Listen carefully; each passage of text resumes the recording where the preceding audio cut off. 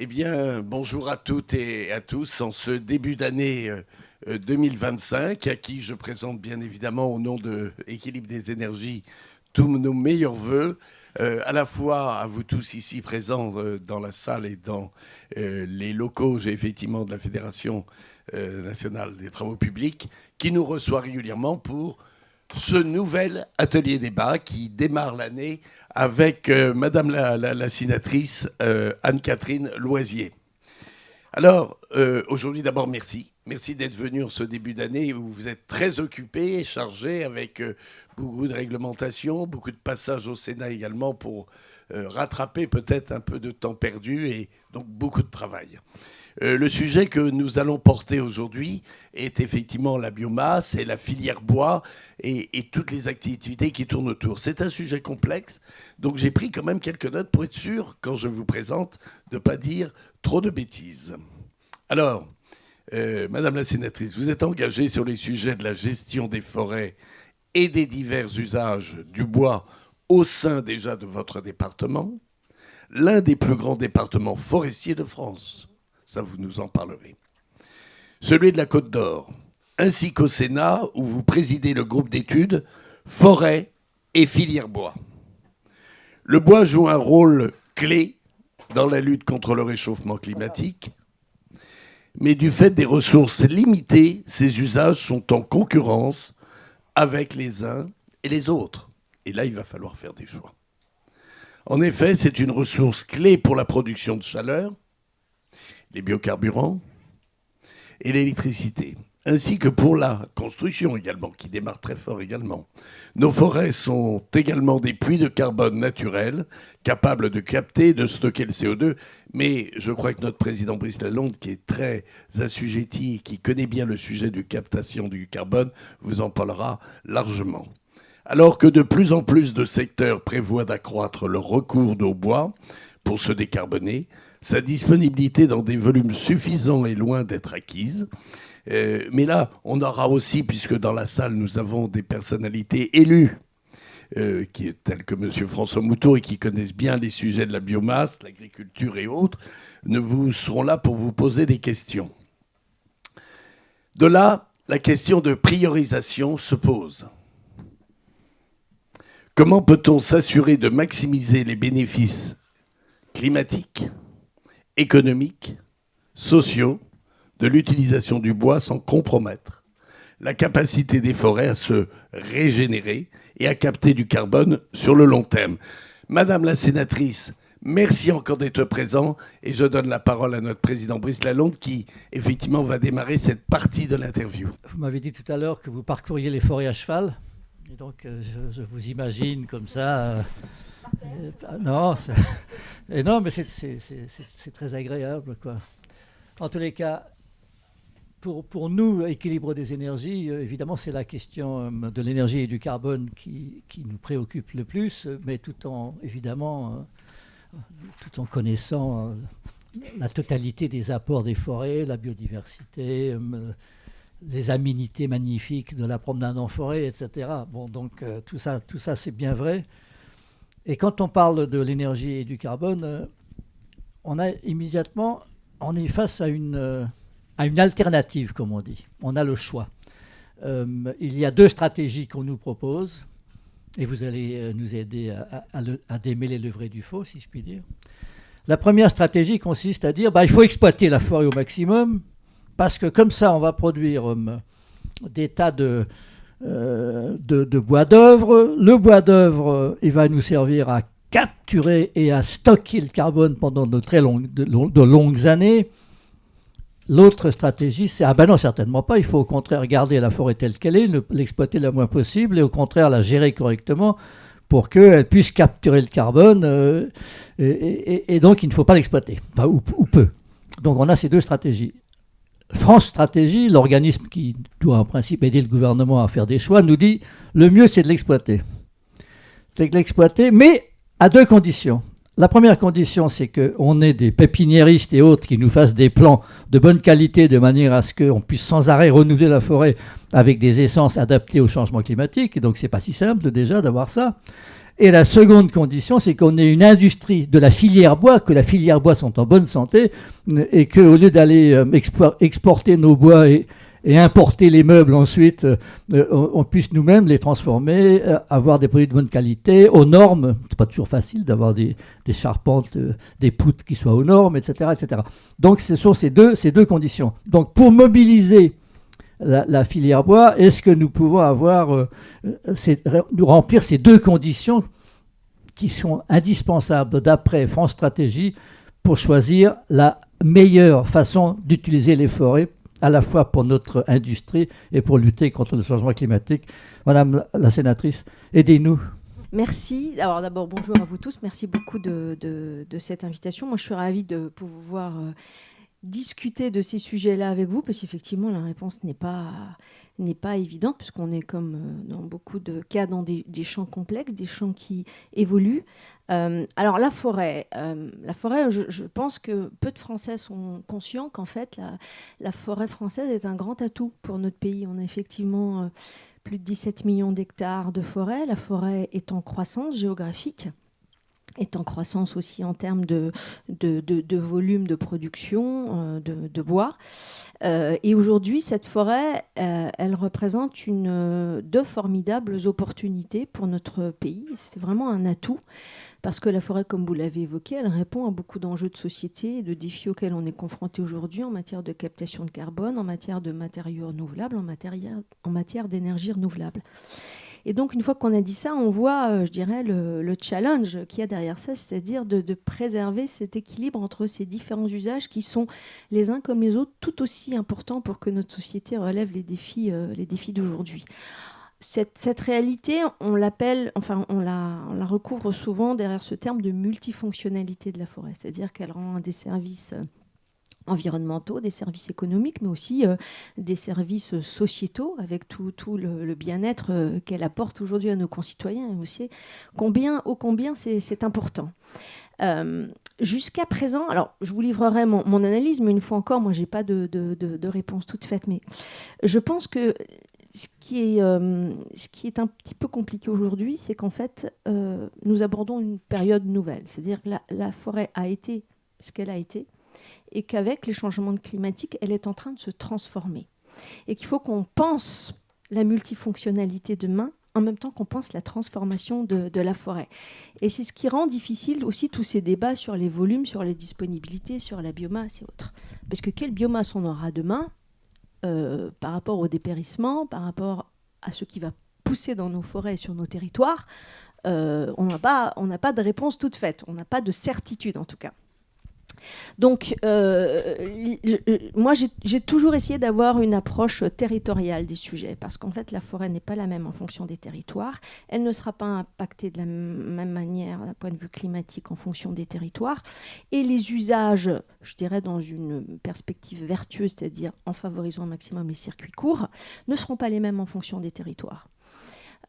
Donc on a dans nos territoires, pour faire un focus vraiment sur le volet de la biomasse, tout en rappelant quand même que pour les forestiers, et je pense pour nous tous, c'est important qu'il y ait une hiérarchie des usages. C'est-à-dire que la forêt, en matière de bois, c'est-à-dire que d'abord le bois, on va favoriser les usages longs, c'est-à-dire le bois de construction, le bois mobilier, et ça, voilà. Est-ce que c'est ce qui se passe ? Oui, c'est la logique qui est mise en place aujourd'hui, parce que finalement, on gagne plus d'argent jusqu'à présent dans les usages longs. Voilà. Avec le prix de l'énergie, oui, les choses pourraient varier, pourraient évoluer. Parce que pour l'instant, les usages de l'énergie sont en croissance. Voilà. Mais parce que nous avons tous débat autour de l'énergie et que le prix de l'énergie augmente. Mais jusqu'à présent, le bois d'œuvre, vous connaissez tous, je pense que vous avez tous vu ça, une belle grupe de chênes. On a des prix qui étaient charpente de Notre-Dame, magnifique. Alors ça, les charpentes de Notre-Dame, elles ont pour la plupart été données, notamment par les collectivités. Donc là, il y avait... Oui, je tiens à le dire, ça a être mon petit focus pour saluer notamment les communes forestières de France et tous les mécènes qui ont donné rapidement, dans des délais qu'on croyait impossibles, le bois nécessaire pour refaire la charpente. Mais en tout cas, voilà, une belle grume de chêne, les catégories A, on est quand même dans des prix qui sont très très attractifs. Voilà. Donc jusqu'à présent, la hiérarchie des usages, c'était vraiment tout ce qui est bois d'œuvre, bois de construction, ensuite bois d'industrie, et puis après on arrive dans les usages de bois énergie et de biomasse. Et c'est vrai que les débats aujourd'hui autour de l'énergie font, et on a pu le voir au moment des crises Covid avec la montée des prix des granulés, font que parfois le bois énergie peut effectivement venir remettre en cause cette vision de la hiérarchie en fait, des usages. En tout cas, à chaque fois qu'on fait du bois d'œuvre, on fait du bois énergie. Parce qu'on produit, entre guillemets, je n'aime pas ce mot-là, mais voilà, le déchet, la sciure et autres. Et à chaque fois qu'on fait de la gestion forestière, comme il faut faire l'entretien des peuplements, on produit aussi de la biomasse. Voilà. Donc en fait, la biomasse est une résultante de la bonne gestion des forêts et de la production de bois d'œuvre. Et donc ça répond bien à la hiérarchie des usages. Aujourd'hui, comme la question énergétique est absolument centrale dans notre société, et bien forcément, de plus en plus de gens lorgnent sur cette ressource très importante qu'est le bois énergie, d'autant plus importante qu'avec les changements climatiques, on a eu des dépérissements très, très importants dans nos forêts et que, je dirais dans un premier temps, on a beaucoup orienté ces bois dépérissants de nos forêts vers un usage énergie. Ce qui est moins le cas aujourd'hui, puisqu'on a appris aujourd'hui à utiliser ce bois soit complètement sec, soit pas tout à fait sec. Hein. Enfin, quand je dis ça, je parle surtout des bois issus de scolytes. Je pense que je parle avec des gens qui connaissent un peu, donc des bois voilà, qu'on séchait. Horrible bestiole. Voilà, parce que par exemple, sur les épicéas, au début, on pensait que tous les épicéas, une fois qu'ils étaient scolités, ils n'étaient pas utilisables. Et en fait, on s'est rendu compte assez rapidement que non, ils étaient encore utilisables. On peut faire des violons. Alors, je ne sais pas ce qu'on peut faire exactement, mais en tout cas, le bois est encore utilisable en termes de bois matériaux. Donc on évolue aussi dans l'approche. Hein. La technologie, on a quand même beaucoup de grandes écoles d'ingénieurs et d'instituts qui travaillent beaucoup sur ces sujets et qui permettent de trouver des solutions quand même dans l'usage de ces bois dits secs. Donc ça pour dire qu'en fait, le volume du bois disponible en biomasse, bien malin celui qui pourrait le donner dans la durée, en plus, puisque personne ne sait ce qui va se passer d'un point de vue climatique dans le temps, comment vont réagir les autres essences qui jusqu'à présent ne sont pas forcément impactées. Voilà, je vais pas vous faire Et en outre, vous avez rapporté la loi sur l'incendie, la suite des incendies. Donc il y a aussi cette question-là. Oui, tout à fait. Alors, la vulnérabilité aux incendies qui est liée au dépérissement, mais qui est liée aussi à la montée des températures, aux sécheresses qui font que la petite broussaille et autres, enfin la végétation, le taillis qu'on trouve dans nos forêts, est aussi un élément de vulnérabilité en fait, des forêts.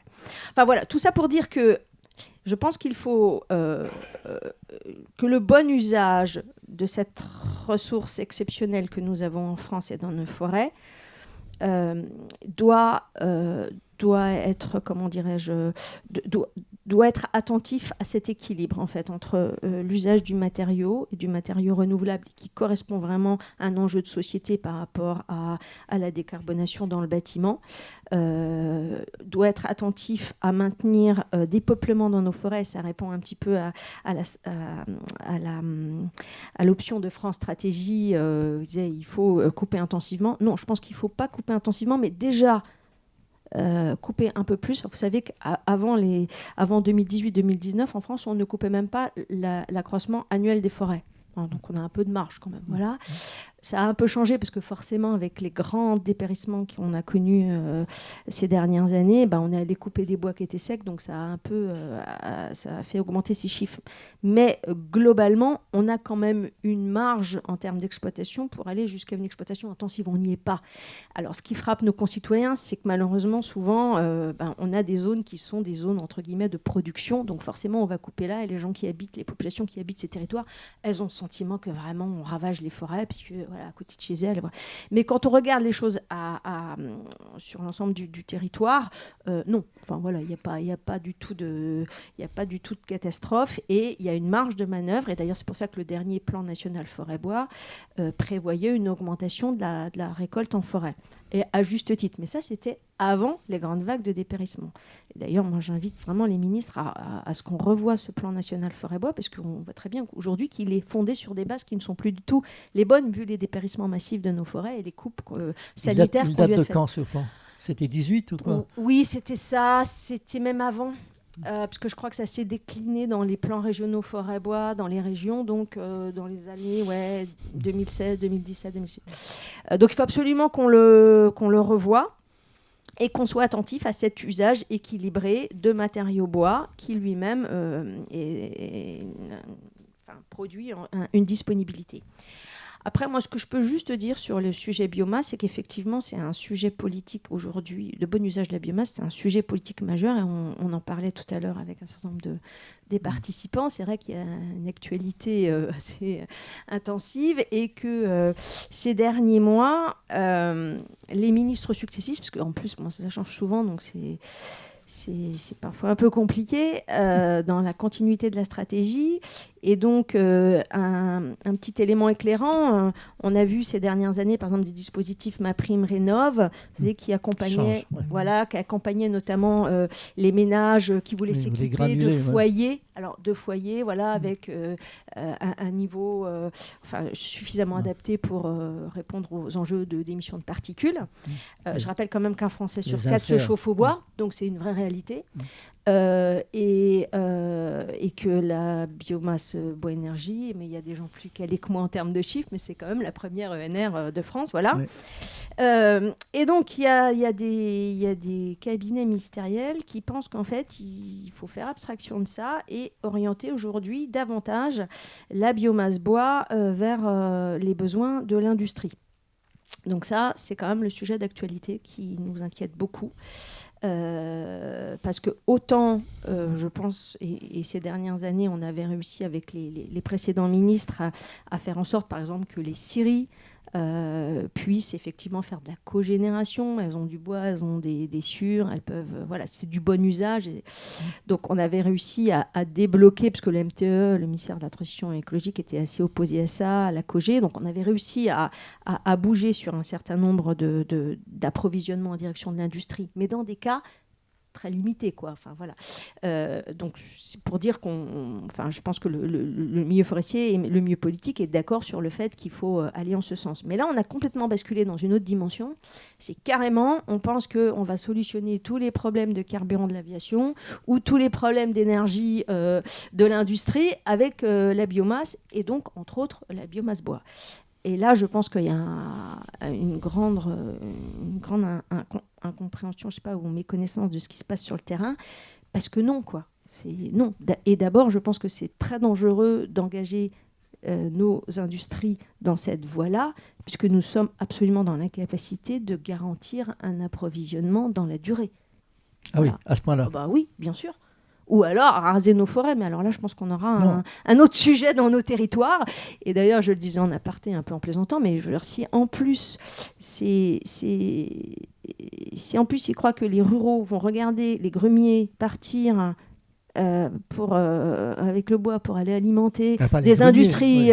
Non, mais que les ruraux vont regarder les grumiers partir, les grumiers ou les camions de bois partir pour aller alimenter des industries ailleurs en énergie. Alors là, je pense qu'ils sont très très présomptueux, parce que je pense que nous allons avoir des gilets je sais pas quoi, rouge, vert, machin, mais ça va pas se passer comme ça, voilà. Donc parce que vous pensez c'est intéressant ça, il y a vraiment un sentiment d'appartenance, c'est à nous. Complètement. Ce bois est à nous, c'est nous qui allons l'utiliser. Complètement. D'accord. Complètement. Et je peux vous dire, pour avoir 25 ans d'élu local derrière moi, que quand on a des débats dans nos territoires sur l'exploitation forestière, on arrive à la faire comprendre en expliquant que ça va profiter à l'économie du territoire. Alors, d'une manière générale, mais l'économie locale, et que les gens voient, ou dans les zones rurales où il y a de la production forestière, ils ont tous quelqu'un dans leurs proches qui travaille dans une scierie, mais par exemple, les Landes, regardez les Landes. Là, quand même, c'est industriel. Landes, oui, alors, je veux bien qu'on parle des Landes. 1, je vous le dis franchement, c'est un sujet que je connais moins bien, mais 2, c'est une exception en France.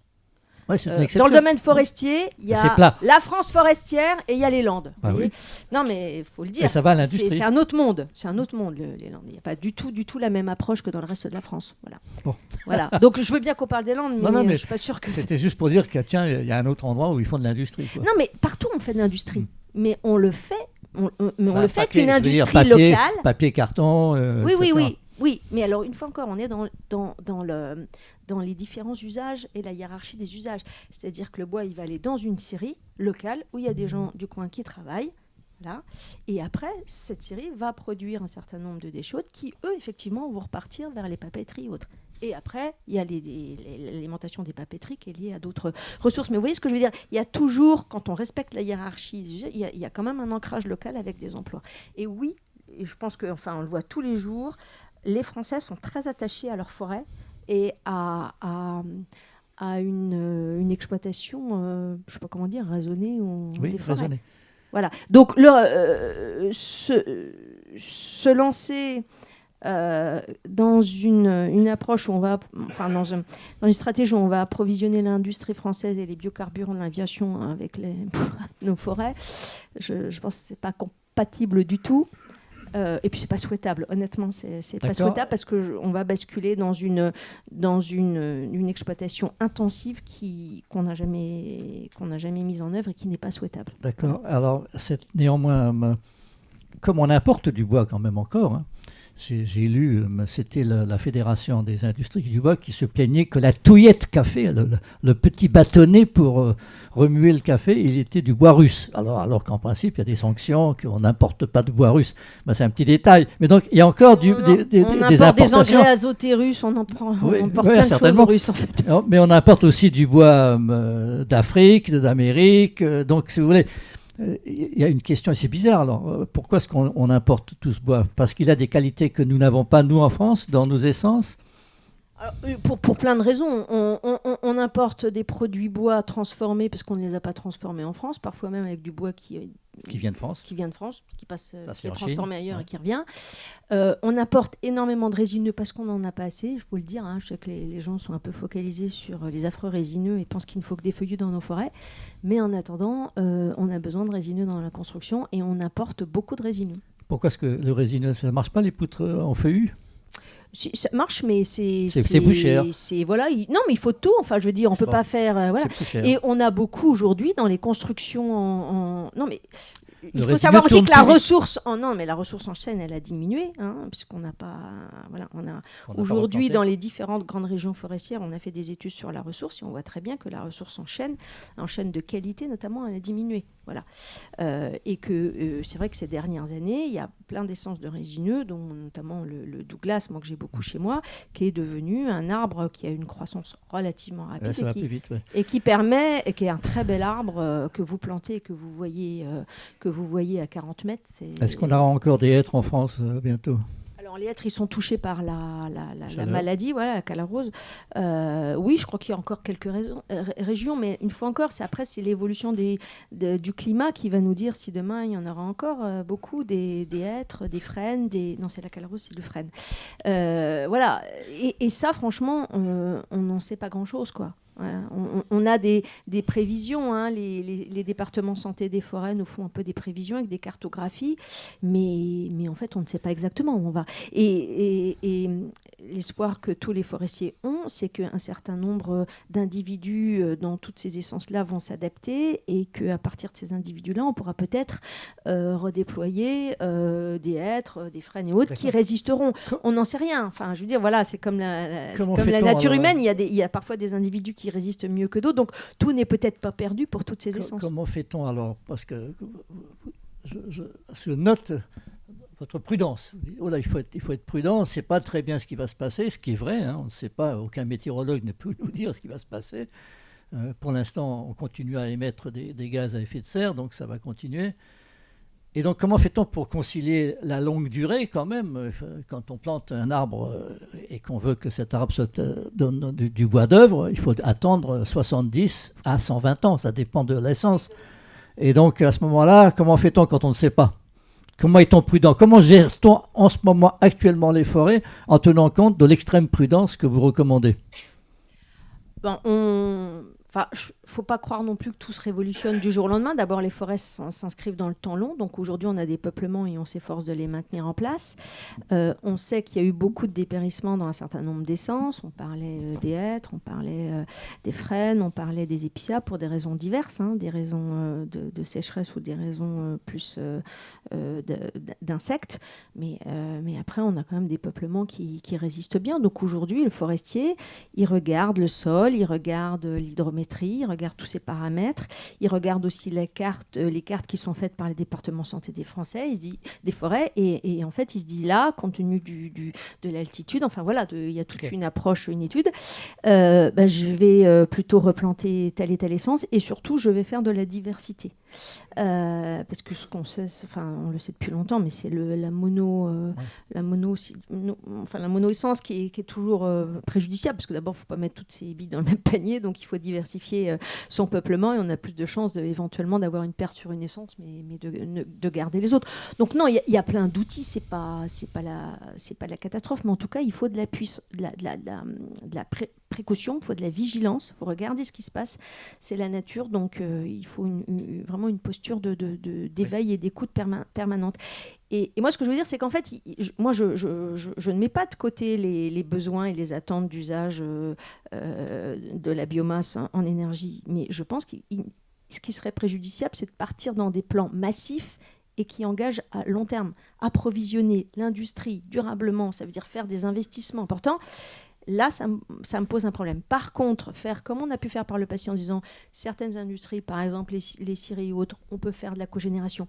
Et surtout, s'appuyer sur les cellules biomasse régionales. On a dans nos régions des cellules biomasse qui avaient jusqu'à présent donc des organismes qui regardent un petit peu tout ce qui se passe et qui réunissent en leur sein l'ensemble des acteurs en fait, de toutes ces filières et qui regardent quel est l'état des peuplements, par exemple, sur ce territoire, dans cette région, quels sont les besoins en biomasse dans cette région, quels sont les acteurs du bois énergie, et qui essaient en circuit court de faire un bon usage équilibré de cette ressource.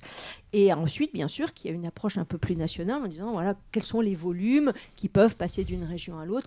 Mais je pense qu'il faut rester sur cette approche, sur vraiment une lecture de proximité face à une réalité qui va être changeante, qu'on ne maîtrise pas. Est-ce que... Donc, vous êtes sur l'idée qu'il faut... Troisième voie, en fait. Moi, j'ai une troisième voie. Mettons alors, je ne sais pas quelle est la troisième voie, mais disons une exploitation raisonnée. Oui. Donc, en respectant cette cascade, cette fameuse cascade dans laquelle, en principe, c'est le bois d'œuvre qui l'emporte sur le bois énergie. Bon, n'empêche que le bois énergie progresse. Et puis, depuis peu, on s'est rendu compte que finalement, ce n'est pas neutre de brûler du bois, parce que pendant très longtemps, par convention, on disait dans les bilans carbone des États que brûler du bois, ça ne comptait pas. Ça n'augmentait pas la quantité de carbone dans l'atmosphère. On s'est aperçu aujourd'hui quand même que, comme il faut attendre 70 ans qu'il y ait un arbre qui pompe le carbone, quand même, ça augmente la quantité de carbone dans l'atmosphère. Donc, ce n'est pas totalement neutre. Donc, il faut faire attention à ça. Bon, alors, est-ce que la hiérarchie bois d'œuvre est respectée dans notre pays au sens où est-ce qu'il y a suffisamment d'industrie et d'usage pour utiliser ce bois d'œuvre? Il y en aura un peu plus puisque vous êtes d'accord pour dire qu'il faut exploiter un peu plus, pas trop, pas de manière intensive, mais un peu plus. Est-ce que l'industrie est au rendez-vous? La construction est au rendez-vous? Alors, donc le gouvernement, enfin les gouvernements avaient bien analysé cette situation-là et ces dernières années, dans les différents plans de relance, France 2030 et autres, il y a eu des efforts massifs en direction de l'industrie pour innover et notamment avec des appels à manifestation d'intérêt, notamment pour développer les différents usages du bois, pour développer toute une industrie avec davantage de valeur ajoutée et éviter effectivement ce que je vous disais, que le bois soit transformé à l'étranger, développer davantage la chimie du bois, développer tout ce qui est autour de la cellulose. Oui. Et là, ce qui est un peu préjudiciable, c'est qu'en fait, avec les restrictions budgétaires, on fait du stop and go. Quoi. Voilà. Donc, là, par exemple, ces dernières années, en fait, depuis Julien de Normandie, qui a initié cette vraiment cet investissement massif en direction de la forêt, il y avait un budget forêt et un budget innovation, investissement dans l'industrie et autres. Très important, enfin pour la forêt qui est très important, qui dépassait les 500 millions. Et là, on a discuté de ces crédits la semaine dernière et pour la forêt, on est revenu à moins de 200 millions. Donc c'est très préoccupant ce stop and go parce que les industriels investissent, puis après, boum, ça s'arrête. Voilà. Donc il y a un sujet. Mais en tout cas, les industriels de la filière bois ont bien compris qu'il fallait investir effectivement dans l'outil industriel, mais dans la filière bois comme dans toute l'industrie d'une manière générale en France, on sent qu'il y a un gap technologique et d'innovation à faire pour s'engager dans cette voie. Oui, bon. Moi j'étais très impressionné, c'était à Brazzaville, alors c'était pas du tout en France, mais des scieries modernes avec des lasers et des trucs absolument incroyables. Ça on a en France quand même. Non, mais ça on a en France. On a quelques grandes scieries qui font quand même du laser. Les scieries sont très automatisées en fait. Les grandes scieries, c'est déjà du 4.0. Vous avez très peu de personnel dans les grandes scieries. Tout est automatisé déjà. Et on arrive à livrer du bois aux normes absolument, parce que pendant très longtemps, il fallait prendre du bois scandinave parce qu'il était au moins aux normes aux spécifications de l'architecte. Oui, ça, c'était les scieries Canter. Enfin, je pense qu'il y a des spécialistes dans la salle qui connaissent ça mieux que moi et autres. Mais non. Enfin, oui, on a un bon appareil aujourd'hui. Alors, ce qui fait un petit peu de mal à certaines personnes, c'est qu'une scierie aujourd'hui, pour qu'elle soit rentable et puis qu'elle réponde à toutes ces exigences, il faut que ce soit une grosse scierie. Il faut faire plusieurs centaines de milliers de mètres cubes. Et que malheureusement, les petites scieries artisanales, sauf si elles sont vraiment dans des niches, mais sinon elles n'arrivent pas trop à survivre. On n'en a plus beaucoup des petites scieries. Donc ça ne répond pas exactement à votre envie de garder les choses sur le territoire. Si, mais des grosses scieries, on en a dans le territoire. Pas dans chaque j'ai une territoire. grande scierie qui fait pratiquement 500 000 mètres cubes par an. Si, mais il y en a dans les territoires forestiers, tous les territoires. Là pour aussi, leur scierie. Non, mais tous les territoires forestiers, globalement, oui, puisque les gens vont s'installer à côté de la matière première. Très bien. Voilà. Alors peut-être qu'il faut repartir au bois énergie. La question, c'est quand même... d'un côté, on s'est aperçu que brûler du bois, ça envoyait quand même du carbone dans l'air. Et deuxièmement, il y a toute une campagne en ce moment pour dire mais les particules, c'est très mauvais pour la santé et donc il ne faut pas aider les particuliers à s'équiper de bois énergie. Voilà. Je dis ça alors que hier j'ai vu une photo de Madame Borne dans son ministère avec un très beau feu de bois derrière qui flambait. Donc. Ouais, alors moi je ne sais pas s'il y a des spécialistes sur ce volet-là, mais ce que j'ai en tête quand même, c'est que globalement le bilan il est quand même en faveur de la forêt et du bois, quoi. Voilà. Et qu'on a quand même beaucoup amélioré les appareils. Et je rajouterais pour conclure qu'aucune énergie n'est sans impact. Certes. Aucune énergie n'est sans impact. Alors, il faut qu'on retourne dans nos cavernes. Mais voilà. Donc, je pense que quand même, le bois reste globalement, ce que je disais en introduction, une vraie solution parce que le bilan est toujours quand même en faveur de l'environnement. Mais ça implique, et c'est la raison pour laquelle les dispositifs MaPrimeRénov' étaient vraiment important et on voit avec beaucoup de je sais pas comment dire, de mécontentement, la réduction en fait des aides qui ont été faites. Parce que moi, ce que j'ai dit au service de l'administration, c'est bien gentil de dire aux gens qu'il faut qu'ils passent à autre chose dans les territoires, mais il n'y a pas d'alternative. Moi, j'étais maire d'une petite commune où il n'y a pas de réseau de gaz. Donc, on fait comment ? Je veux dire, il y a le bois. Ou alors on revient au fioul, quoi. Sinon dans des grandes fermes en zone rurale, mettre de l'électricité, c'est... Mais c'est quoi ? Ce sont des... Alors, il y a plusieurs façons, parce que moi, je me souviens d'un de vos collègues du Lot, il avait fait des petites chaufferies collectives. Le Lot, enfin, bon. Ah bah ça y est. En fonction des régions, vous n'avez pas la même réalité. Moi, je suis dans l'Est. Je veux dire, pas tout à fait le même climat. Non, mais cela dit, c'était très bien. C'était des chaufferies municipales, en quelque sorte, au bois. Mais très bien, avec des réseaux de chaleur. Oui, mais moi, j'en ai fait une dans ma commune, c'est très bien. Bah, mais les réseaux de chaleur aussi sont plus autant aidés que par le passé. Mais je suis tout à fait d'accord que le top... c'est de faire des réseaux de chaleur. Mais la réalité de notre habitat en France... ça coûte cher aussi. Enfin, moi, il faut regarder ce qui se passe dans nos territoires, c'est qu'il y a des maisons dispersées. Oui. Et donc, celles-là, on ne pourra jamais leur mettre. Donc, il faut être à leur côté aussi et les faire basculer vers une énergie qui est... Mais là, si vous êtes à côté, vous pouvez avoir votre bois mort, votre faux fagot, etc., votre tas. Ce que je veux dire, c'est que il y a le pellet, il y a comment ils appellent ça, le granulé. Il y a plusieurs façons d'utiliser le bois énergie. Donc, vous avez dit que votre préférence allait plutôt au réseau de chaleur parce que c'est ce qui est de plus efficace, économe, quand on peut le faire. Quand on a un habitat aggloméré. Quand on a un aggloméré, oui, exactement. C'est la même chose pour l'eau, ça. Oui. Pour tous les réseaux. Ok, donc voilà. Donc, c'est intéressant. Donc, merci beaucoup. Alors, on voit bien le panorama et la façon dont vous l'envisagez. Et vous êtes très préoccupé en ce moment, effectivement, des choix possibles du gouvernement. D'abord parce qu'il y a des économies qui sont violentes, qui sont faites, et puis qui en effet embarrassent l'industrie qui commence à investir et qui tout d'un coup est privée d'aide et même de direction politique. On ne sait plus où on va, en quelque sorte. Il y a un problème de stratégie là. Que veut le gouvernement? La prime rénov', non, oui, non, le bois, oui, non, etc. Bon, donc on est dans cette situation-là et vous considérez néanmoins qu'il y a encore des tas de choses à faire et à améliorer, y compris dans l'exploitation forestière que l'on peut un petit peu augmenter sans problème. Et la dernière chose quand même, sur les incendies, moi je suis très préoccupé par les incendies.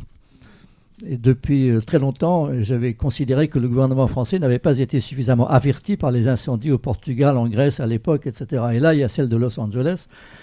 Et Los Angeles, j'ai été par là il n'y a pas longtemps avec Jean-Pierre, on était ensemble, et on avait été très frappés de voir la couleur jaune des collines de Californie, qui étaient en fait envahies par une espèce invasive qui était de la moutarde, en quelque sorte, une variété de moutarde, dont on nous disait, mais elle sèche tout de suite après et elle brûle.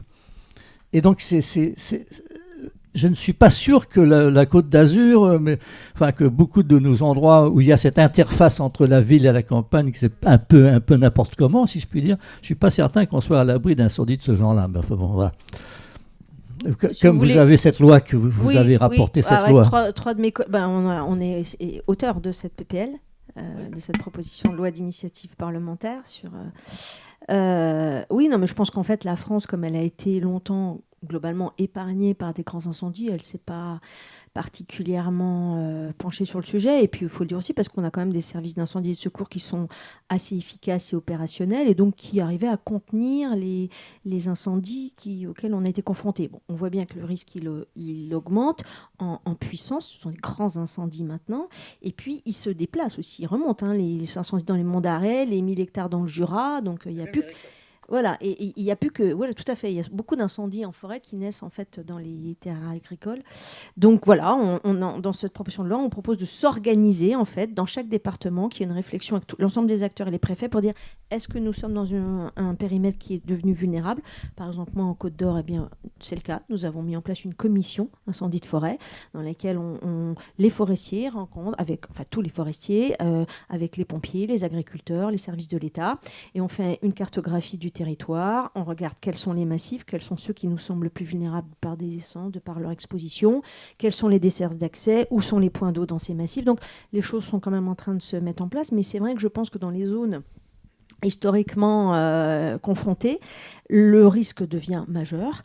Et en fait, ces zones sont par ailleurs le lieu d'un urbanisme un peu sauvage, avec des maisons dans les bois un peu partout, et des gens qui ne respectent pas toujours les obligations légales de débroussaillement. Donc il y a quand même une vraie police, en fait, entre guillemets, à mettre en place pour mieux maîtriser les risques. Et on est là-dessus, on est sur ces sujets-là en ce moment. Voilà. Okay. Ouais. Merci beaucoup. Peut-être que c'est le moment de passer à la salle, alors. Oui, parce que je vous trouve très actifs tous les deux. Et effectivement, c'est très enrichissant, très intéressant. Mais c'est vrai que les questions, à la fois qu'il y a de nos personnes qui sont à l'extérieur et à la fois dans la salle, nous arrivent. On me fait la remarque, et effectivement, vous avez abordé ensemble les importations de bois et que vous aviez une visibilité, mais vous n'avez pas été assez loin. Et on nous demande si effectivement vous avez une visibilité et que vous regardez bien la qualité environnementale de ce bois qui arrive et qui est importé. Oui, alors, le RDUE, c'est ça en fait, vous voulez parler du règlement la traçabilité. Non, mais enfin, je veux dire, dans le bois comme dans tous les autres domaines, en agriculture, on apporte un tas de trucs qui ne répondent pas à nos règles européennes. Mais là, on parle du bois. Oui, non, mais le bois, il est comme les autres. Je veux dire, quand il arrive dans les ports français, souvent, il n'arrive même pas dans les ports français. Il arrive dans les ports en Anvers ou ailleurs, et puis après, il est mis dans des camions, il passe la frontière. Hein. La réalité, c'est celle-là. Donc, effectivement, non. Mais en fait, on ne contrôle pas grand-chose. Il faut dire la chose comme ça. C'est pas je ne sais pas combien on a d'agents à la DGCCRF. On n'en a même pas 2 par département. Enfin bon, non, on ne contrôle pas grand-chose. C'est pour ça qu'il faut essayer, quand on passe des accords de libre-échange, de mettre un peu ces sujets Mercosur et compagnie. Il faut mettre un peu des cadrages, puisqu'on sait très bien qu'on ne pourra pas tout contrôler et qu'on fait un petit échantillon de temps en temps, quoi. Donc pas vu, pas pris, non, effectivement, on ne contrôle pas. Oui, il est vrai que lorsqu'on se met du haut du ciel, et là, à titre personnel, et qu'on regarde le territoire français, il y a beaucoup de forêts. Mais c'est très éclaté, c'est ça. Et le patrimoine est très éclaté, non? C'est pas des Il y a le sujet du morcellement, mais moi je trouve que c'est pas un vrai sujet personnel. Au syndicat de la bois, oui. Non, mais là, les avis sont partagés. Moi, je trouve que c'est pas un sujet. Je pense que oui, il y a du morcellement. Que les gens qui ont envie de confier leur forêt, il y a des coopératives, des gestionnaires qui le gèrent de manière collective. Hein. C'est pas parce que vous avez un petit bout de forêt, si vous le confiez à une coopérative ou un expert, il va le gérer avec plein d'autres forêts à côté. Il fera des lots.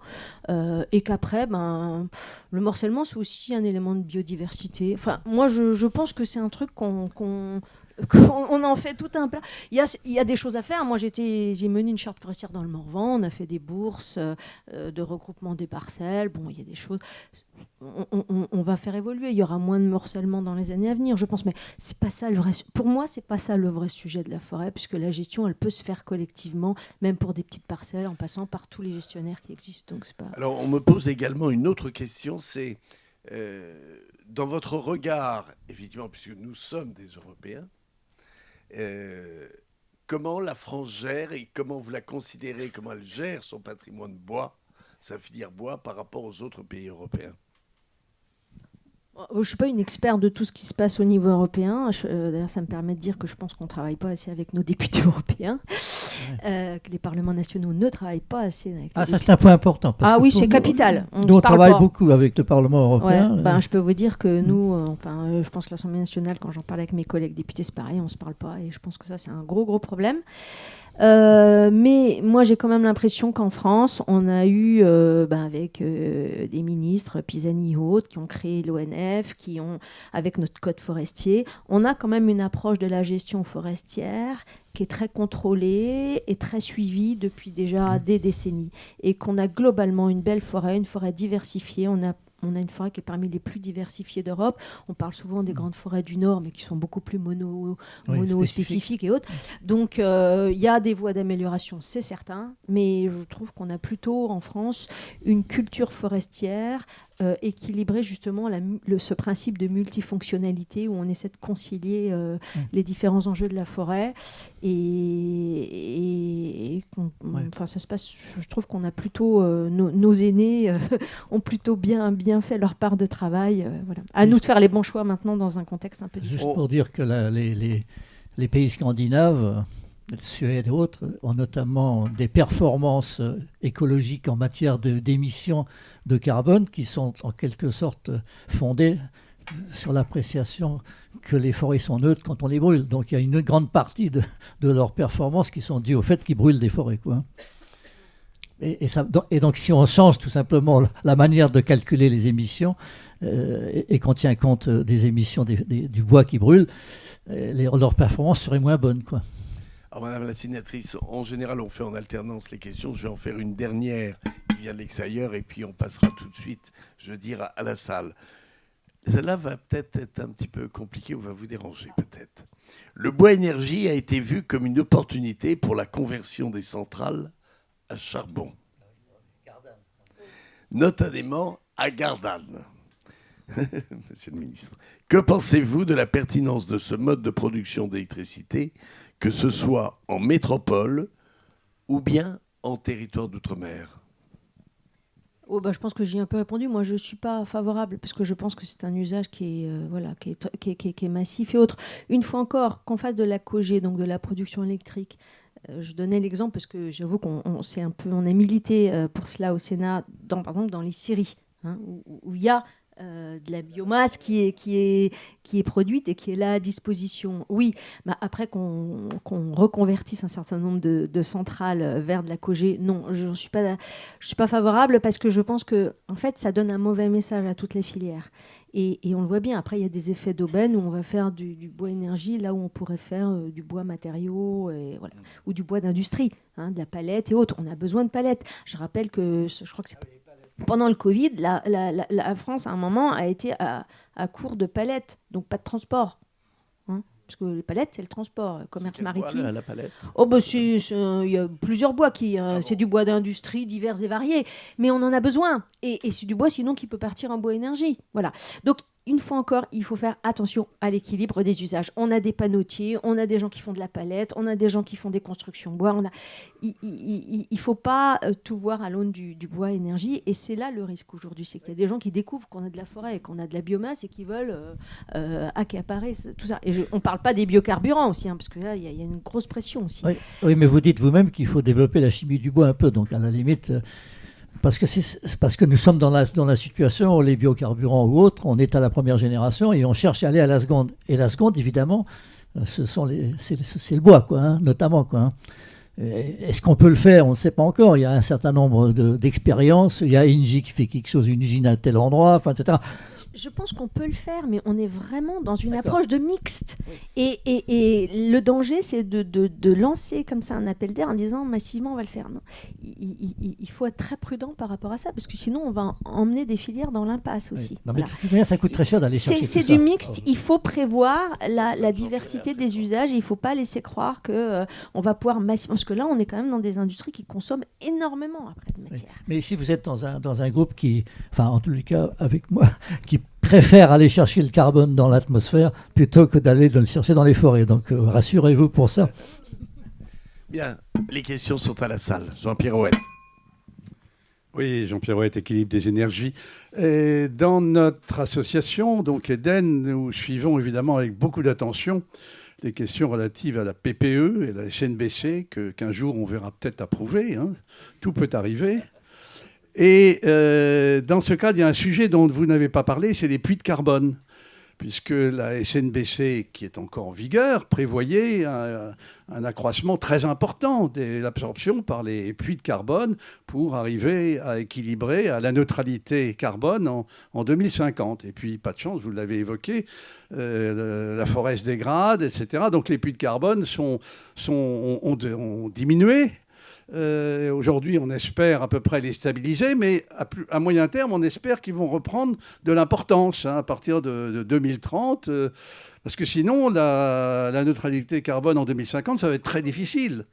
Et donc, quelle est votre vision là-dessus? Est-ce que c'est réaliste d'imaginer que ces puits de carbone, qui sont aujourd'hui aux alentours de 15 millions de tonnes de CO2 absorbées chaque année, puissent remonter à 50 oui, parce que le pire n'est jamais certain. C'est-à-dire que les forestiers ont effectivement pris ce sujet du renouvellement forestier à bras-le-corps, qu'on sait que ce qui capte le plus de carbone, c'est un arbre en croissance.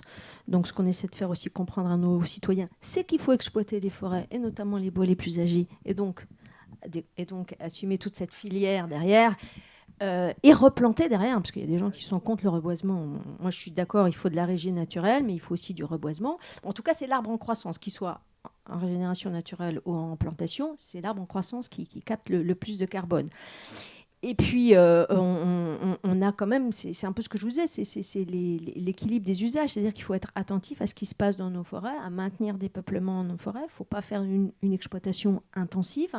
Il y a un autre sujet aussi aujourd'hui qui est important en matière de puits de carbone, c'est l'équilibre sylvo-cynégétique.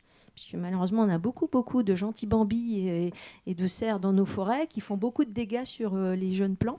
Ils aiment beaucoup les petites feuilles vertes. Oui, alors là, c'est un autre sujet. C'est un autre sujet. Mais voilà, il y a un vrai sujet quand même d'équilibre sylvo-cynégétique, puisque pour le moment, dans les régions où on fait beaucoup soit de régé naturel, soit de plantation, comme il y a beaucoup de gibier, il y a beaucoup de dégâts et beaucoup de pertes de peuplement. Donc voilà, oui, je dirais que moi je suis plutôt optimiste parce que à partir du moment où on constate qu'il y a un problème, qu'on l'analyse et qu'on commence à avoir une idée, on a fait la première étape pour trouver une solution. Et c'est le cas aujourd'hui, puisque les forestiers sont très mobilisés. Tous les acteurs forestiers, forêt publique, forêt privée, sont vraiment mobilisés sur le renouvellement des peuplements, le reboisement et la bonne croissance de ces peuplements. Et la chasse même, quelquefois, il y a des forestiers qui louent leur forêt pour la chasse. Oui, tout à fait, mais la chasse fait partie de l'équilibre économique de la forêt. Parce qu'il y a des régions, je ne vais pas vous l'apprendre, où ça rapporte autant que les exploitations, voire plus. Oui, c'est ça, c'est voire plus. Oui. Entre 15 et 50, je ne suis pas sûr qu'on pourra passer de 15 à 50. Mais enfin bon. De mémoire, on avait sur les incendies de forêt travaillé à l'INRA sur les essences, non, les essences industrielles sur l'incendie, excusez-moi, mais les essences qui étaient adaptées sur la Méditerranée, qui brûlaient moins facilement. Je ne sais pas si la sylviculture s'est saisie de ces potentialités de remplacer par des essences moins inflammables. Mais je ne sais pas où on en est sur ce sujet-là. En revanche, vous nous avez bien dit qu'aujourd'hui, il y a une orientation de l'administration, je dis bien l'administration, pas le monde politique, qui est un peu contradictoire en ses objectifs d'utilisation de la forêt.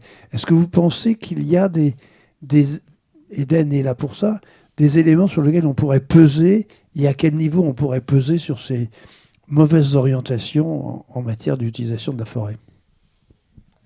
Oui, je pense qu'il faut susciter, comme vous le faites aujourd'hui, du débat et interpeller l'administration, parce que je crains quand même que ces orientations aient été prises de manière un petit peu rapide, sans une vraie analyse des éléments dont on dispose, parce qu'une fois encore, personne n'a la boule de cristal de ce qui va se passer demain, mais aujourd'hui, il y a un équilibre des usages, il y a un équilibre des acteurs économiques, il y a un équilibre des besoins, on le disait, les panneaux-tiers, les pellets, qu'il faut prendre en compte, puisque si on solutionne un problème mais qu'on en recrée plein d'autres derrière, puisqu'on a une industrie qui va tourner à vide et qui n'aura pas la matière première, il faut faire attention. Voilà. Parce que la biomasse, une fois encore, beaucoup d'acteurs économiques en ont besoin.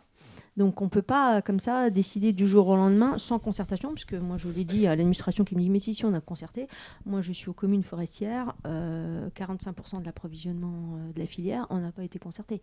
Enfin, voilà. Donc ils ont pris des décisions sans concertation et à mon avis, comme trop souvent en France, sans vraiment étude d'impact sur les effets collatéraux de cette décision sur l'ensemble des filières. Donc je pense qu'il faut nourrir le débat, il faut interpeller. Et j'ai cru comprendre, on en parlait un peu en aparté tout à l'heure, qu'il y avait déjà quelques interrogations au niveau des ministères en disant oui, peut-être qu'il faut qu'on voit le sujet. Oui. En plus de ça, il y a plusieurs ministères, plusieurs administrations, donc c'est pas si simple. Bien. Une autre question. Nous sommes à votre disposition. Alors je disais tout à l'heure à mon voisin, c'est curieux qu'on dise souvent je vais leur montrer de quel bois je me chauffe.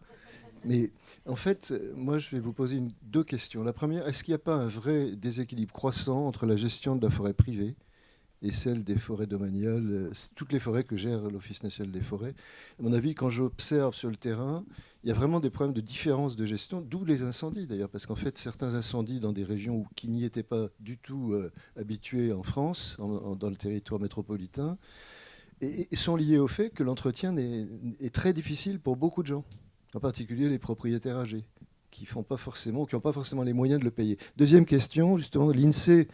Là, je vais lire, mais les prix des matières premières agricoles ont rebondi plus 4,1% après moins 0,6 dans le sillage, ça c'était en octobre, dans le sillage des prix des boissiers et de conifères, plus 6,7% après moins 1,9, prix de la pâte à papier, plus 3,2, après, enfin, voilà. Cette question du prix, vous savez que les achats massifs de bois, de chêne en particulier français par les Américains pour la construction, ont fait exploser les prix du bois aussi. Enfin, il y a un vrai problème aussi d'absence de regard, en tout cas chez nous. Alors je sais que les nouveaux cadres de l'ONF commencent à regarder ça de plus près. Qu'est-ce que vous en pensez de ça? Alors, c'était Christophe Journet, MPE Média. Voilà. Alors, vous me reprendrez parce que j'ai toutes vos questions. Mais sur les exportations de bois, en fait, quand on s'est rendu compte qu'effectivement, il y avait beaucoup de bois français qui pouvaient partir à l'étranger, en Chine ou ailleurs, aux États-Unis, on a mis en place, effectivement, dans la forêt publique, ce qu'on a appelé des labels. C'est-à-dire qu'en fait, on ne vendait le bois qu'à un acheteur qui pouvait assurer qu'au moins la première transformation se faisait en France, parce qu'après, c'est pas interdire. On est dans un marché ouvert, voilà. Donc ça, je pense que ça a été c'est quand même d'une certaine efficacité.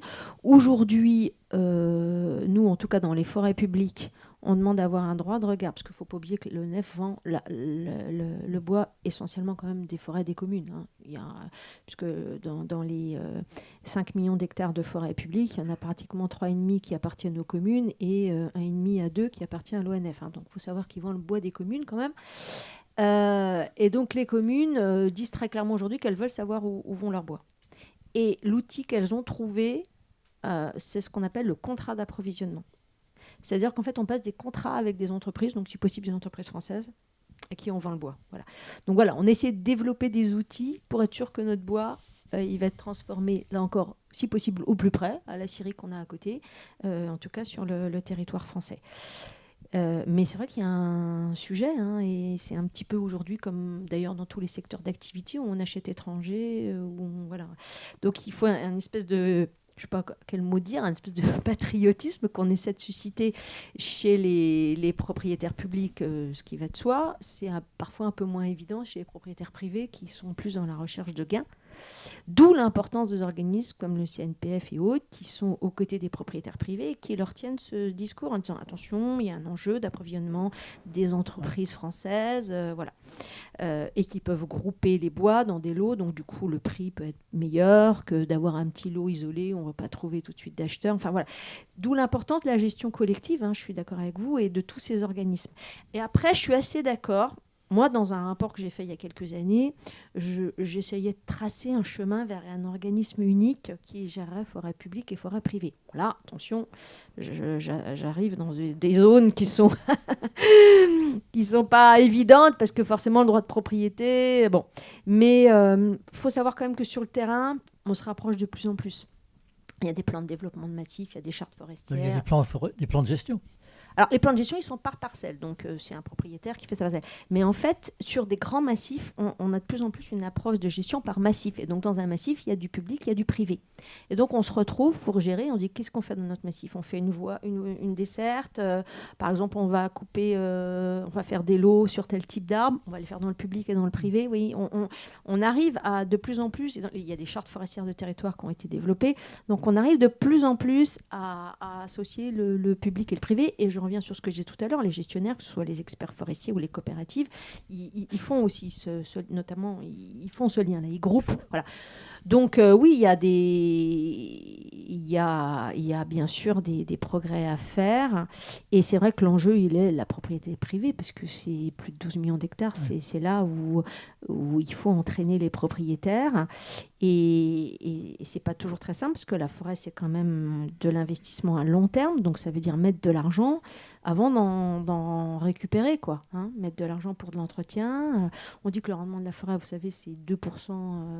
Voilà. Donc c'est vraiment un investissement à long terme. Et aujourd'hui, il y a des gens qui ont besoin d'argent rapidement, donc qui sont pas forcément prêts à investir dans leur forêt, dans une bonne gestion durable. Donc voilà, il y a effectivement tout ce travail-là pour améliorer la gestion durable. Moi, je pense qu'il faut développer des plans de massifs, développer des approches comme ça par massif forestier. C'est ça qui est pertinent. Puisque... Par massif forestier, ça veut dire l'ensemble de la forêt. Oui, voilà. Je demande ça parce que ce mot de massif, ça fait penser à montagne. Alors... Oui. Après, bon, voilà, vous avez un bloc forestier avec des voies d'accès. Vous voyez bien qu'il y a une desserte qui correspond à un périmètre et un certain nombre d'hectares, et dans laquelle on peut aussi optimiser. Et si on fait des travaux de dégagement, on va le faire pour l'un et pour les autres. Vous voyez, donc on peut faire des économies d'échelle. Ça peut se faire où, ça ? Et on a plus de résilience par rapport à l'incendie, parce que du coup, c'est pas je fais un truc dans une parcelle et pas dans l'autre. Oui. Mais c'est important, c'est ce que vous dites là, c'est-à-dire que vous nous dites il peut y avoir une gestion un peu plus sérieuse, plus organisée. Est-ce que c'est à l'échelle de la région, du département, qu'on va déterminer les périmètres des massifs que l'on souhaite voir gérer de manière collective ? Cas par cas, en fonction des propriétaires. Souvent, les chartes forestières, elles portent ça. Et puis, donc, il y a des stratégies, ce qu'on appelle les plans de développement de massifs sur des territoires. Les gens se connaissent, c'est souvent à l'initiative des élus. C'est souvent l'initiative des élus qui ont identifié le massif. Et c'est aussi, je reviens à ce que vous disais tout à l'heure, un outil par rapport à la lutte contre les incendies. Oui, parce que plus un massif est desservi et exploité et entretenu... Puis il y a aussi les glissements de terrain maintenant. Avec les pluies phénoménales qui tombent, vous avez des glissements de terrain et c'est le retour de la forêt de protection qui était une des fiertés françaises dans le temps, ça. On va continuer les questions. Mais avant de les poursuivre, Madame la sénatrice... C'est vrai qu'on traite chez Équilibre des énergies beaucoup de sujets et on s'aperçoit que tous les métiers de la transition énergétique demandent des compétences. Car effectivement, les innovations, la technologie ont apporté beaucoup de choix, beaucoup de savoir, beaucoup d'appréciation par rapport à ces sujets. Comment pensez-vous que votre filière, que la filière bois, en tout cas, se comporte dans ses compétences ? Elle n'échappe pas à la problématique actuelle de recrutement. De Et formation. voilà. Alors après, ça dépend un peu des strates dans lesquelles Si je prends donc de la gestion forestière, c'est très compliqué aujourd'hui. Vous savez qu'il y a une grosse crise au niveau des entreprises de travaux forestiers. On a une carence d'entreprises de travaux forestiers. Parce que Débardage et tout ça. oui, voilà, entretien des forêts, parce qu'il y a du matériel important, il y a de la compétence. Il ne faut pas croire qu'on va entretenir une forêt sans être compétent. C'est des travaux dehors, difficiles. C'est un maillon qui est entre deux, entre le propriétaire et le donneur d'ordre, souvent. Et ça, c'est un de nos gros soucis aujourd'hui. C'est, si je peux me permettre, le maillon faible en fait, de la filière. Et il faut savoir qu'il est déterminant, parce que s'il n'y a pas d'entreprise de travaux forestiers, il n'y a pas d'entretien des forêts, il n'y a pas de forêt énergie, il n'y a pas de forêt de bois dans les scieries, il n'y a pas de bois pour le biomasse, il n'y a pas de bois, il n'y a plus de bois. Enfin, je veux dire, s'il n'y a pas l'entreprise de travaux forestiers qui est sur le terrain, qui va nettoyer, entretenir, exploiter, approvisionner, il n'y a pas de filière. Alors attendez, Voilà. comment fait-on alors c'est important ce que vous dites. C'est déterminant, c'est notre sujet central aujourd'hui. Moi, j'ai fait plein d'amendements là-dessus. Comment se forment les entreprises Alors, attendez, pourquoi ils sont en difficulté ? Ils sont en difficulté pour plusieurs raisons. Parce que souvent, c'est des investissements lourds, des abatteuses, des débardeuses. C'est des équipements qui valent 300, 400, 500, qui valent très cher. C'est pas facile de se mettre en cumin, enfin, parce que les gens me disent pourquoi ils se mettent pas à plusieurs, parce que les chantiers sont en même temps, donc c'est un peu compliqué. Il y a certainement des possibilités, mais bon, ça répondra pas complètement au problème. Il y a le problème des intempéries, c'est-à-dire que là, on a eu des années très pluvieuses, donc ils n'ont pas pu aller dans les parcelles, donc ils sont restés sans travail. Et par contre, les traites, elles tombent. C'est difficile de recruter, donc quand ils ont un chantier, ils n'ont pas toujours le personnel nécessaire pour le faire dans les temps impartis. Donc oui, et alors je rajouterais un certain nombre de réglementations environnementales, notamment pour les habitats. Encore. Mais bon, c'est réel parce que les entrepreneurs de travaux forestiers n'ont pas trop le temps de faire une étude environnementale de la parcelle avant d'y aller. Et donc, il y en a quand même un paquet qui se sont pris des grosses amendes, voire avec interdiction d'exercer. Plus par méconnaissance, parce qu'en fait, voilà, on a fait porter sur eux la responsabilité de s'assurer qu'ils étaient bien dans les clous par rapport à la réglementation environnementale, alors qu'en fait, c'est un maillon qui n'est pas en capacité de le faire. Et donc, on est en train de réfléchir avec le MTE, enfin, voilà, l'OFB et autres, comment on peut essayer de respecter ces réglementations environnementales par rapport à la nidification et autres, mais en même temps faciliter les choses pour les acteurs et les entreprises. Donc pour moi, il y a deux sujets pour la filière aujourd'hui. Il y a ça et il y a la REP, produits matériaux de construction bois. Mais le sujet des entreprises de travaux forestiers, c'est très préoccupant parce qu'elles sont en train de disparaître dans nos territoires. Là. La responsabilité, vous le dites. Vous savez, on a mis en place dans le cadre des lois AGEC la responsabilité pour les produits et matériaux de construction bois. Oui. Donc nous sommes en Europe à l'avoir fait, encore une belle surtransposition. Donc nous handicapons nos produits bois de surcoût sur l'éco-contribution. Et pendant que tous nos collègues et tous nos voisins n'ont pas ces surcoûts, donc du coup, on va faire encore plus d'importations, je pense. Parce que du coup, acheter du bois à l'étranger sera moins cher que les bois issus de nos scieries. Il y a 40% du bois qui est recyclé quand même. Il est recyclé en panneaux de particules en principe. Mais il y avait la question des traverses de chemin de fer avec le produit qu'il y a dessus. Là, le traitement, voilà. Ouais. Alors du coup, maintenant, ils utilisent de moins en moins de traverses en bois dans les chemins de fer. Donc le problème est en train de disparaître. Mais néanmoins, la REP est bien là. Et ça nous cause... Moi, je pense que c'est tout à fait inapproprié, une REP pour le bois. Et d'ailleurs, on est le seul au monde à le faire. Hein. Donc ça, il faut vraiment c'est le gros sujet en ce moment de la filière, puisque malheureusement... ça risque d'être désastreux pour nos industries. Voilà, donc c'est important, Madame la sénatrice, c'est préoccupant. Donc ça veut dire qu'il y a un excès, ou il y a un zèle écologique peut-être, intempestif, c'est ça. Bon, c'est un peu compliqué parce qu'évidemment, on ne peut pas revenir en arrière sur un certain nombre de choses qui sont importantes aussi, quoi. Les nidifications, moi je me souviens de l'histoire des véhicules motorisés dans les espaces naturels. C'était la même chose. Le gars avec sa moto arrivait juste en période de nidification. Enfin, c'était la catastrophe, quoi. Bah, comment est-ce qu'on peut apprendre aux citadins à faire attention au nid, quoi? Je ne sais pas. Non mais attendez, moi je suis d'accord, hein, je pense qu'il faut ces mesures, mais par contre c'est la manière dont on les applique, les modalités d'application qui ne sont pas adaptées aux réalités des acteurs du quotidien. Voilà. Et de même, le recyclage des matériaux bois, c'est important, d'ailleurs la filière s'y est déjà mise depuis longtemps, mais pas sous la forme de la REP telle qu'on l'applique, parce qu'en fait on est en train de créer des surcoûts. Ouais. Dans un contexte quand même de compétitivité majeure où on a beaucoup parlé des importations, mais en fait on va juste relancer les importations. Et même les exportations de matériaux bruts presque. Ouais. Parce que du coup on n'est plus obligé de les recycler. C'est tout à fait néfaste. Ouais, c'est l'effet pervers. Il y a une manière de faire autrement. L'enfer est pavé de bonnes intentions. On continue les questions dans la salle. Merci, bonjour. Merci à Équilibre des énergies et pour cette réunion très intéressante et à Madame la sénatrice pour ces éclairages très intéressants aussi. Je suis Éric Vial, le délégué général de la Fédération du chauffage au granulé de bois. On représente 250 industriels et pas que des industriels qui sont à tous les métiers de cette filière. Alors j'avais quelques éclairages par rapport aux sujets qui ont été évoqués tout à l'heure et puis j'avais une question pour Madame la sénatrice. Les éclairages, vous avez parlé du bois et de l'électricité. Alors nous, notre filière, elle est vent debout contre l'usage du bois pour faire de l'électricité pour une raison simple et une raison complémentaire à ce que Madame la sénatrice a dit. La raison simple, c'est que vous avez des rendements de 20 à 25%, donc vous gaspillez du bois.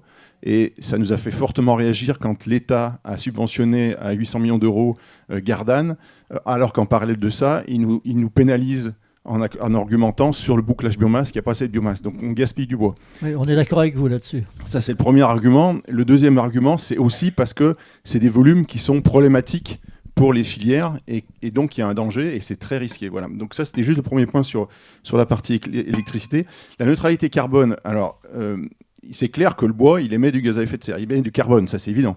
Après, il ne faut pas non plus oublier que c'est un cycle neutre du carbone via la photosynthèse en surface de la Terre, qui est complètement différent de ce qu'on a avec des énergies fossiles. Donc après, ça se discute, mais il faut quand même l'avoir en tête et pas remettre tout en cause et tout jeter à la fois. Donc ça, c'est un point. Et vous avez évoqué aussi la qualité de l'air. Alors, la qualité de l'air, c'est une vraie préoccupation de notre filière, granulés et bois-énergie en général. Et ce qu'il faut quand même savoir, c'est que depuis 2000, les émissions de particules liées au bois ont baissé de 60%, donc plus de la moitié de baissé. En parallèle de ça, la consommation de bois a baissé de 35%, et tout ça grâce aux nouveaux appareils à bois.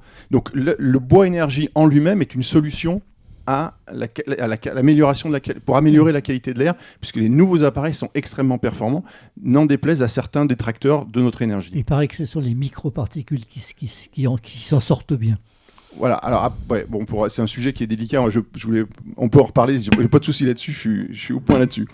Alors ensuite, j'avais une question pour Madame la sénatrice. Alors déjà, merci, puisqu'on avait déjà échangé quand vous aviez visité l'usine de granulés de Bourgogne Énergie Renouvelable dans votre région.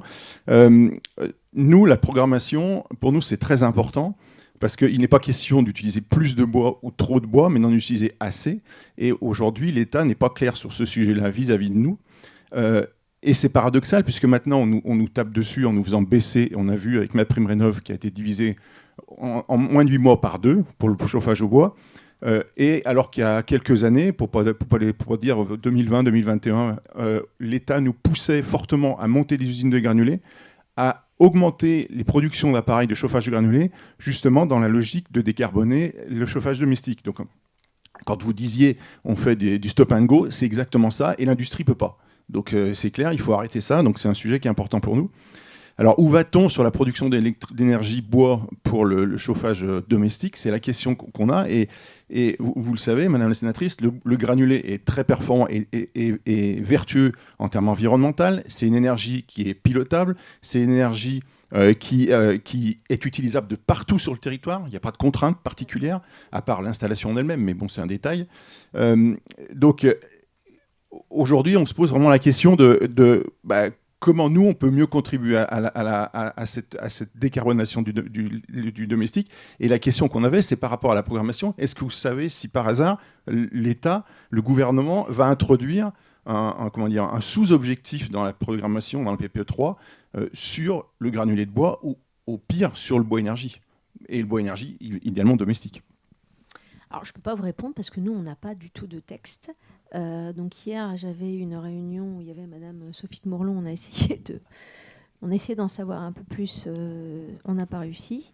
J'étais avec quelques-uns de mes collègues. Néanmoins, c'est un motif d'inquiétude parce qu'on voit que les dernières décisions du ministre de l'Industrie, donc on a l'impression qu'il n'a pas tout le background, là, tout ce qui s'est passé ces dernières années, et que là il instaure une nouvelle stratégie qui est je crois que c'est Bercy, largement aussi. Ouais, enfin je sais pas, apparemment c'est quand même lui, enfin je sais pas, moi je pose des questions, on me dit que ça vient du ministère de l'Industrie, mais il faut vérifier. Mais en dépit de la concertation avec effectivement les autres ministères, le délégué interministériel à la forêt me dit qu'il n'est absolument pas sollicité. Donc voilà, on a quand même l'impression que tout ça est décidé comme ça. Pouf, tiens, j'ai trouvé la bonne solution. Ça y est, j'y vais. Donc oui, moi je suis assez inquiète. Et je vous invite à poser beaucoup de questions de manière à ce qu'on approfondisse les raisons.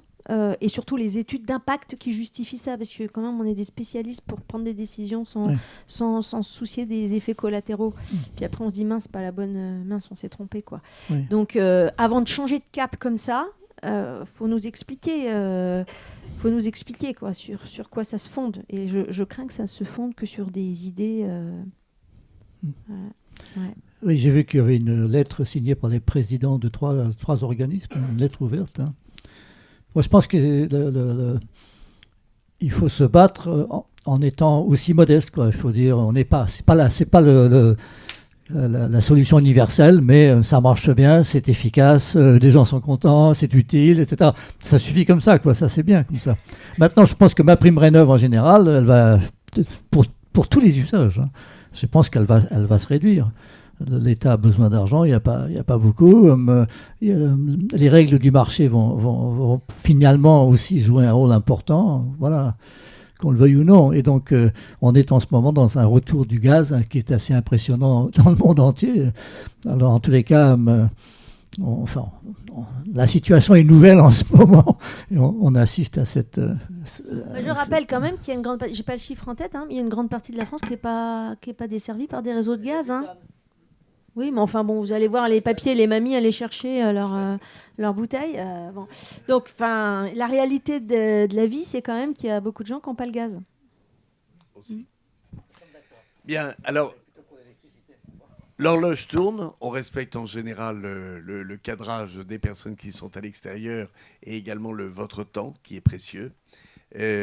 Donc, une question de l'extérieur, la dernière, et une dernière dans la salle.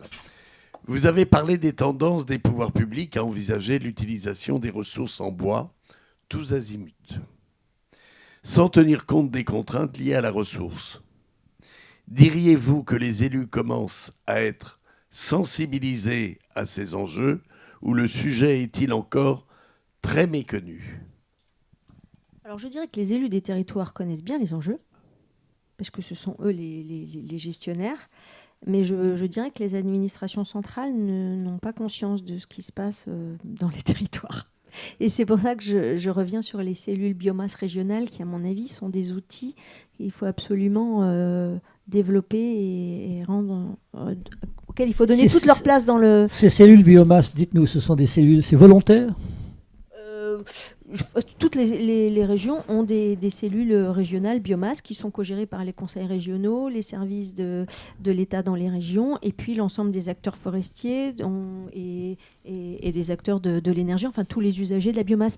Donc c'est quand même le lieu où on connaît les réalités de la production, des usages, des besoins, oui, des facilités, et toutes des ces obstacles. Cellules biomasse, elles sont reliées entre elles. Il y a un endroit qui fait la synthèse de toutes les cellules biomasse. Alors ça, c'est ce que nous demandons. Alors nous demandons à la fois qu'on ait élargissent leurs compétences, puisque jusqu'à maintenant, elles faisaient plus des constats. En fait, elles étaient sollicitées quand il y avait l'ouverture d'un certain nombre de nouvelles unités par rapport à la disponibilité de la ressource biomasse. Donc nous, ce qu'on voudrait, c'est qu'elles aient un peu plus un rôle d'observatoire, de dialogue entre les cellules biomasse de différentes régions pour échanger sur la ressource et éventuellement la péréquation de la ressource, et qu'elles viennent nourrir une réflexion nationale, mais qu'on s'appuie sur ce qui se passe vraiment dans les territoires. Parce que moi, j'observe aussi que, comme ça a été dit, il y a eu un appel d'air ces dernières années à un certain nombre d'industries de transformation, que ce soit dans les pellets ou ce qu'on appelle Enfin, il y a eu plein d'initiatives au niveau de l'usage de la biomasse. J'ai plus tous les exemples en tête. Et avec à chaque fois, on est sur des volumes, des volumes en mètres cubes qui sont colossales, enfin qui sont importants, et tout ça n'est pas compilé quelque part. Donc on fait des projections sans savoir qu'il y a des industries qui sont en train de se mettre en place sur les territoires et qui elles-mêmes ont déjà prévu dans leur plan d'approvisionnement des volumes de biomasse très importants. Et donc cellules, tout ça est fait d'une manière complètement virtuelle. Vous voyez ce que je veux dire? Oui, mais ça commence, donc c'est pas mal. Il y a quelque chose qui commence et qui... Les positionnements d'État sont virtuels parce qu'en fait, il n'y a pas de collecte de tout ça. Donc nous, ce qu'on demande, c'est vraiment que les cellules régionales biomasse fassent bien ce travail. Quels sont les besoins actuels? Quelles sont les perspectives, les disponibilités? Jusqu'où on peut aller? En principe, il y a un secrétariat à la planification écologique. Voilà. Donc, je dis ça en passant, comme ça en principe. Là. Et dans ces cellules, on parle autant de la biomasse pour les méthaniseurs que de la biomasse forestière. On parle de tout ça. Tout ça, c'est... Voilà. Alors, je rappelle que jusqu'à maintenant, ces cellules biomasse étaient essentiellement, à ma connaissance, sollicitées quand il y avait la création, l'ouverture de nouvelles unités. Voilà. Enfin, il y a peut-être des spécialistes dans la salle qui connaissent mieux que moi. Et donc, nous, ce qu'on souhaite, c'est qu'elles, riches de ces connaissances-là, et comme elles sont composées de les acteurs du terrain, elles élargissent leurs compétences. Donc c'est un point aussi très important pour Eden, que l'on sache qu'il y a ces cellules biomasse et qu'on essaye de voir si on peut synthétiser un petit peu, et aider et pousser à ça. Alors, une dernière petite question, parce que ça court. Petite question pour la route, une petite question de français moyen. Avec le numérique, on utilise de moins en moins de papier. Donc je suppose qu'il y a de moins en moins de besoin de biomasse et de bois, ou de déchets de bois pour fabriquer ce papier. Est-ce que ça libère des ressources qui pourraient être utilisées à autre chose? Il y a de plus en plus d'emballages. Oui, alors je n'ai pas les chiffres. Il y a peut-être des gens ici qui ont les chiffres, mais en fait, les usages, ils bougent et on le voit. On le voit, en fait. Donc les volumes ils se répartissent en fonction, effectivement, des besoins. Je le disais tout à l'heure rapidement, mais on a quand même une explosion du commerce et du fret maritime et autres. On voit que les palettes, il y a eu des moments, il y a eu des tensions sur les palettes. Voilà. Donc c'est ça aussi, une espèce de posture de vigilance, parce que les besoins, ils bougent en biomasse. Ils ne sont pas effectivement toujours les mêmes. Donc il y a peut-être, je ne connais pas les chiffres sur la papeterie, mais bon, certainement que tout ça fluctue. Merci Madame la sénatrice. Eh bien, vous avez démarré tous les deux ensemble, notre président Brice Lalonde et vous-même Madame la sénatrice, cet atelier débat qui nous a tous très enrichis sur cette filière. Eh bien écoutez, les 3-5 dernières minutes vous sont accordées pour la conclure ensemble. Non, alors d'abord, on vous remercie encore. On est absolument, en effet, passionné par la forêt, parce que vous avez raison, il y a une espèce de dimension affective quand même de chaque Français pour sa forêt. Hein. Nous avons tous été aux champignons dans les forêts, nous avons tous été vérifier que les saisons se succèdent bien dans les forêts. Et donc merci beaucoup. Et bon, je retiens de ce que vous avez dit qu'il faut être... déterminé et modéré, les deux à la fois, quoi, hein. Et que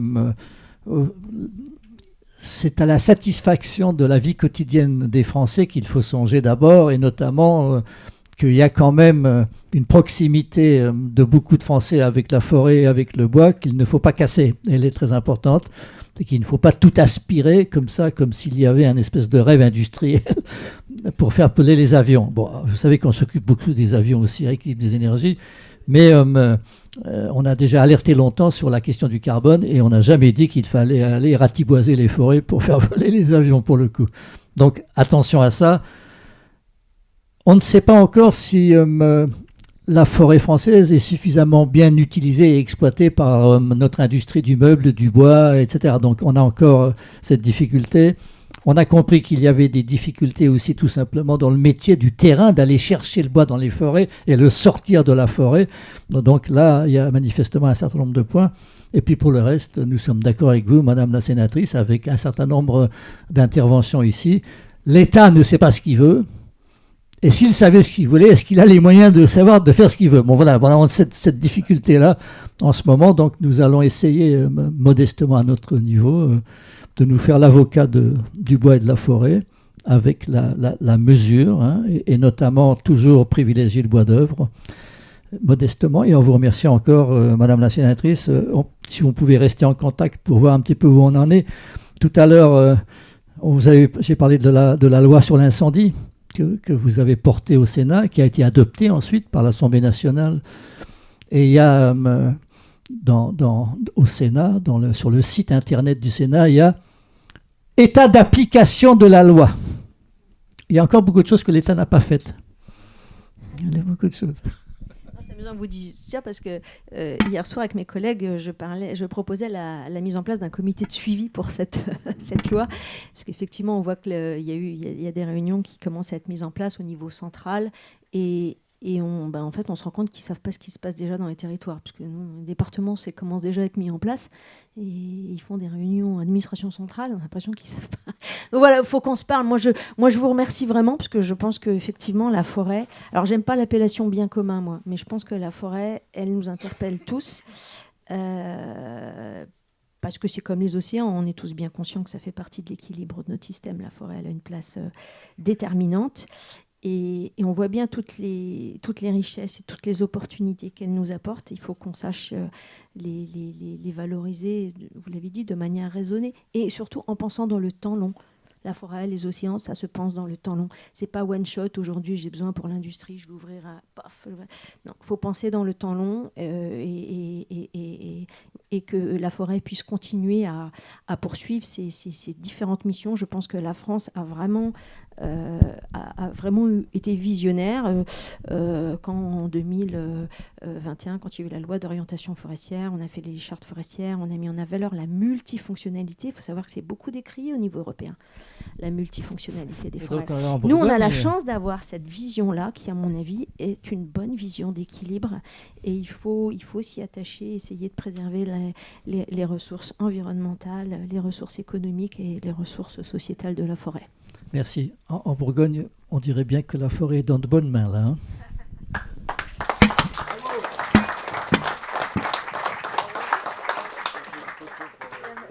On va pas se casser la figure, là.